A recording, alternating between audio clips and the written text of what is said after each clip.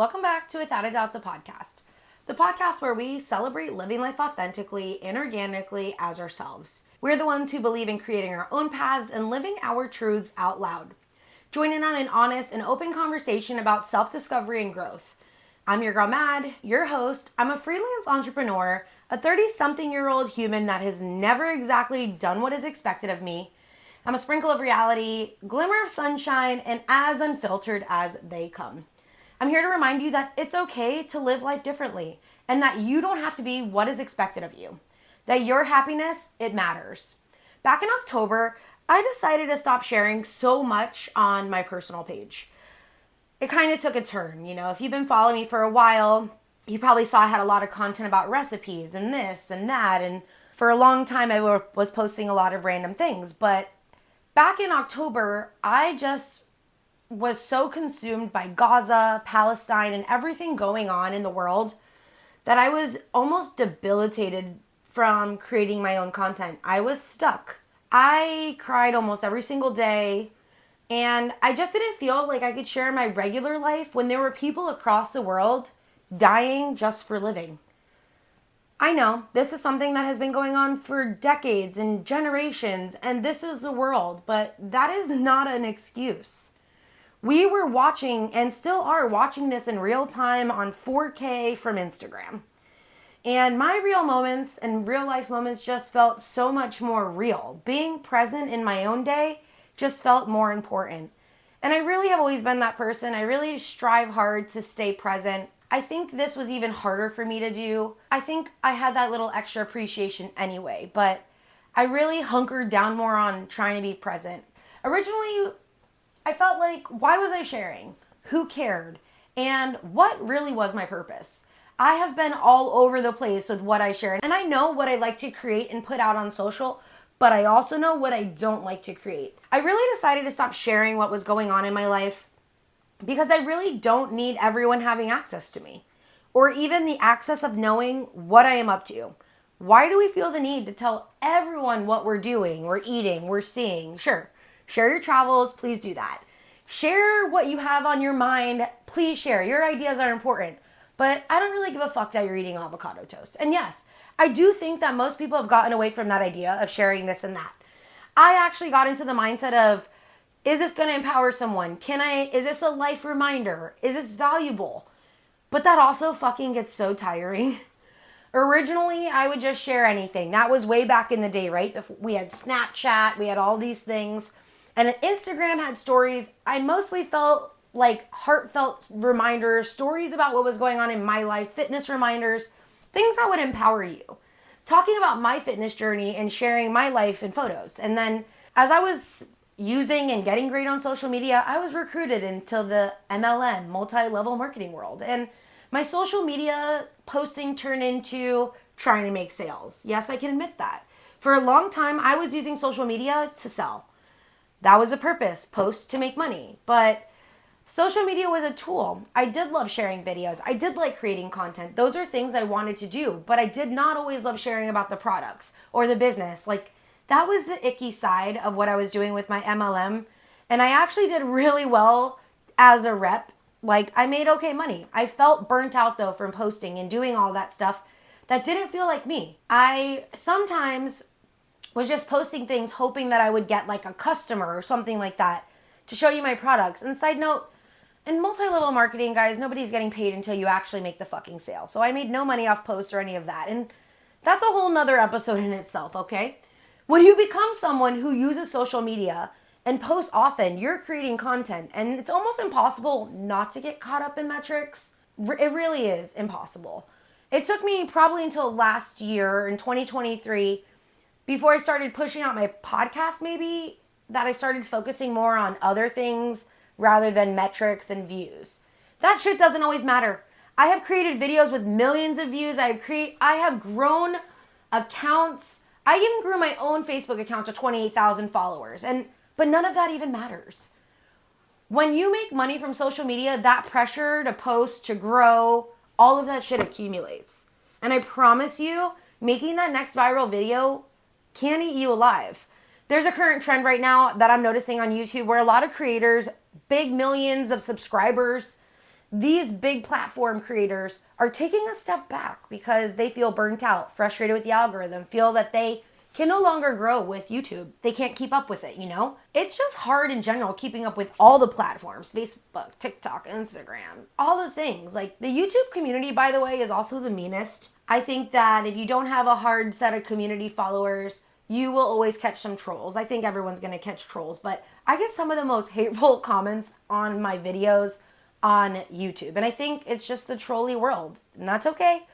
Them engaging helps my videos. Don't get me wrong, I love social for a ton of reasons. Like connecting is one of them. I have met one of my greatest friends on Instagram. I have reconnected with some of my greatest friends on Instagram. And I have been able to keep up with some of my favorite humans because of social media. Shit, I even made a minor living off of social, off of Facebook. Thank you, Meta. Managing accounts, I got paid for my own content. I got paid for creating content for other brands. Money coming into my own account just from posting socials and having ads on my reels. Yes, they paid me. Meta paid me. These are all the upsides, right? But you can also grow, market your business, market your podcast, find resources, spark ideas, meet people, and share information on social. And those are the upsides. I find social to be a tool where I can gather information, bank some information, but also it can be a place where I am great at doom scrolling. Anybody else? I don't know if TikTok actually changed your app, but in 2020, they didn't even have a timestamp at the top of their app. You could just sit on your phone and scroll and never know the time. That is true doom scrolling, like TikTok, totally wasting away the day. You know, sit, scroll, just fall into those black holes on those accounts and shit. Yep. For me, it's gardening, homesteading, crafting, cooking. That's my shit. That is what I like to watch, and the algorithm pushes that content my way. But there's a way, by the way, if you doom scroll, you can turn on an Instagram notification and you can fix the time. Mine is for 10 minutes and it'll say, hey, time to take a break. You've been on here for 10 minutes. It works awesome. I love it. I've been working on a really hard habit also of, instead of doom scrolling, I find myself clicking through a few videos. I will just click into BuzzFeed, which is a different app, more like articles and news stories and things like that, but it's not like people I know and things like that. I would rather read those news articles or funny tweets from the week or shit like that rather than watch reels. It's just way easier to get lost in the reels. Sometimes it's entertaining, but for a long time it just hasn't really felt like my place. I don't really love being on social media. Maybe it's my own algorithm and how I've curated it. But I wasn't really finding that a lot of the stuff coming up was stuff I wanted. I felt I was being sold to. There were courses coming my way, products and things I don't need. Maybe that is the true Instagram. We are always being sold to. Constantly being shown the newest, the greatest, what people have bought. Meanwhile, I'm not really one that's easily influenced. I still literally have a hydro flask that's beat the fuck up. Like, I'm not trading this in for a Stanley. Mine works just fine.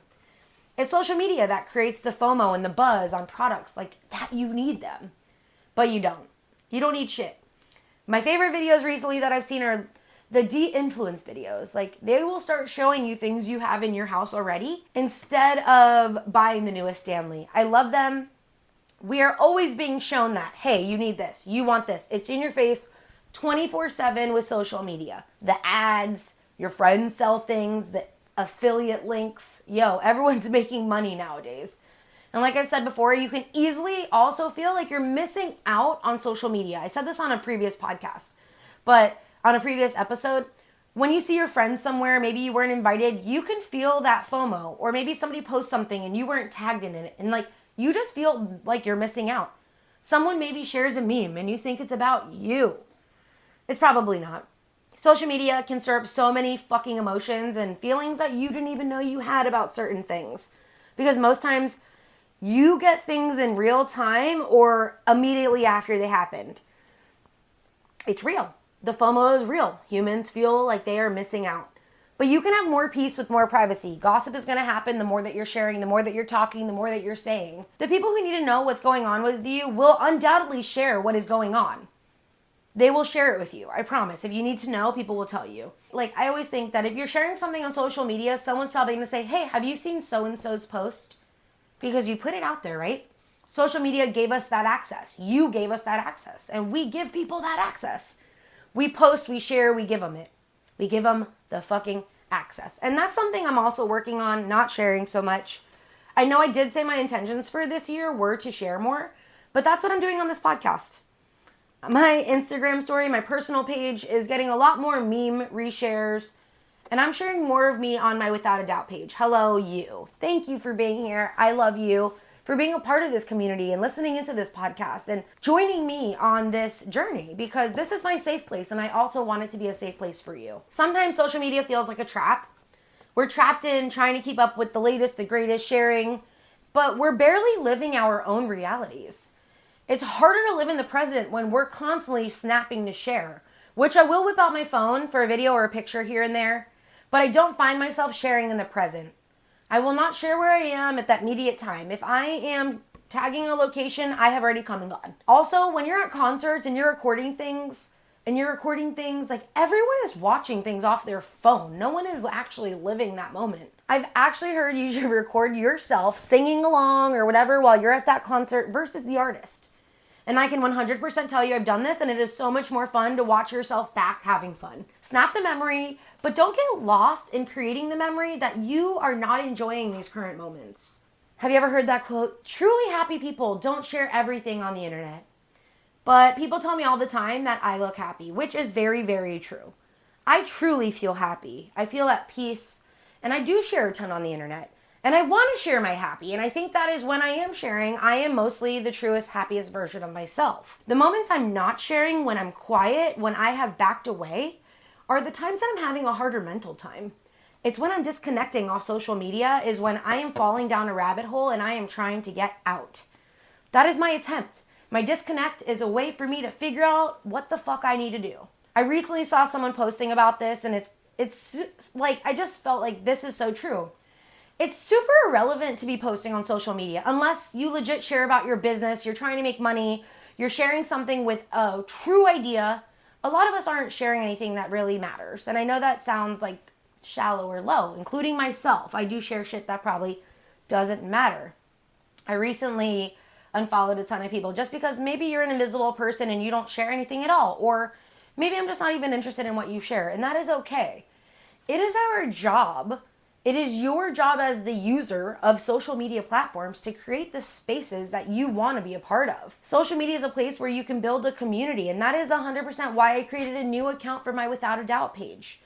Because my 2,000 followers from my Madison Barron page are not going to be the same niche of people, group of people that want to listen to my podcast. And if you came here from my regular page, thank you. You my people, you get me. You wanted to be a part of this community, and I love you for that. And if you're new here, and you didn't come from that, you know what? I'm giving you a big hug because I needed a new community. I needed new people. That is what the purpose is. This is a place here where you get to finesse and grow into what you want to be. And you essentially can do anything that you want with social media. That even means deleting it. I promise you're not going to miss anything. I have a friend who lives in Colorado. Hi, Tati, if you listen. I don't think she does, but she actually took a social media hiatus, probably for over 6 months now. I love her content, and I think that's why I miss it. She does running / real life shit, and she's just such a fun, authentic person. I miss her on social, but she recently posted, just popped on for a minute to share cough medicine, by the way. And she was sharing that, no, she's not getting back on to share as often because she feels a lot better off. She's not missing shit. So no, you ain't gonna miss shit. You might actually enrich your own life a little more if you stopped watching other people's lives on stories and you started doing things for you. Finally, getting out of the places that you have saved in that Instagram folder, or creating the crafts that you have saved, or things you have on your mind that you know you can make. Do the fucking things, okay? Social media isn't shit. It's an app. It's a time waster. It's a community of other humans and bots sitting around, tapping away, sitting on a couch or in a chair, or standing around. Social media can be a place, though, of artistry, authenticism, if that's even a fucking word. It could be a place of community, but it also has dark parts like stalkers, which I'm not getting into. Go watch all those cyber stalking crime documentaries. They're all out there on everywhere. It can create distance, gossip, tension. People can feel like they're entitled to your feed, your posts. Then this is a reminder that your social media is your social media. Do what you want with it. Curate it your way, but just don't take this too seriously. It could be the catalyst for success if you actually want it to, and I am saying go for it, do it. It's kind of like the blessing, but it's also a curse on here. It's the gray zone of the interwebs, and some of us are living free without the need to share or post, and then there's some of us who are posting constantly because you have to. And then there's some of us that are working and unlearning our ways. There are some of us still learning to grow and rebuilding.